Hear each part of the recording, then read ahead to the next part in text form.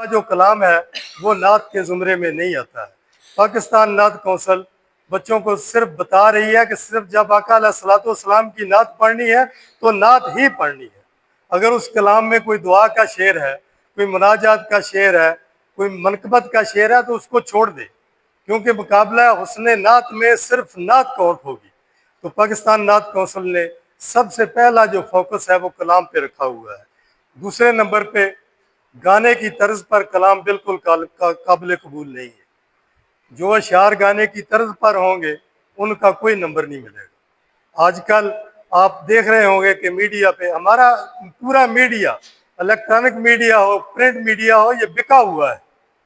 گانے کی طرز پر نعتیں وہ پڑھاتے ہیں اور آقا علیہ الصلوۃ والسلام کی شان کو یہ ڈی گریڈ کیا جا رہا ہے۔ گانے کی طرز پر آقا علیہ الصلوۃ والسلام کی نعت کسی طور قابل قبول نہیں ہے۔ گانے کی دھن جو ہے، جب گانے کی طرز سنی جاتی ہے، پڑھی جاتی ہے، تو سننے والے کا ذہن جو ہے ان مناظر کی طرف چلا جاتا ہے جو فلموں میں فرمائے گئے ہوتے ہیں، اور آپ جانتے ہیں کہ وہ کیسے مناظر ہوتے ہیں، قرآنی اور فحاشی کے وہ مناظر ہوتے ہیں۔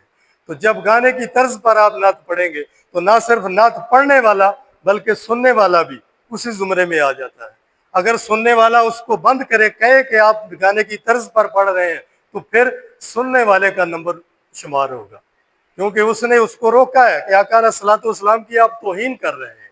اور اس کے بعد آپ نے اکثر دیکھا ہے کہ ہماری محفل میں، خاص کر جو میڈیا پہ ہو رہا ہے، عورتوں جیسا لباس پہنا کر نعتیں پڑھائی جاتی ہیں۔ ثنا خان رنگ برنگے فراق پہن کے، رنگ برنگے گلے میں دوپٹے ڈال کے نعت پڑھتے ہیں، یہ بھی نعت کی توہین ہے۔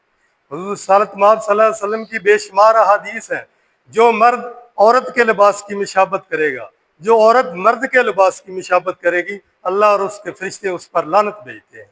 تو ایسا کام جو نعت ایک پاکیزہ عبادت ہے، اس کو آپ اس طرح اگر پرفارم کریں گے تو وہ ثواب نہیں ہوگا، بلکہ آپ کے نامہ اعمال میں وہ گناہ کاؤنٹ کیے جائیں گے کہ آپ مذاق اڑا رہے ہیں اللہ کے رسول کی شان کا۔ تو پاکستان نعت کونسل نے یہ قواعد و ضوابط رکھے ہوئے ہیں۔ آپ نے آنا ہے، 2 اشعار پڑھنے ہیں، خالصتاً نعت کے پڑھنے ہیں۔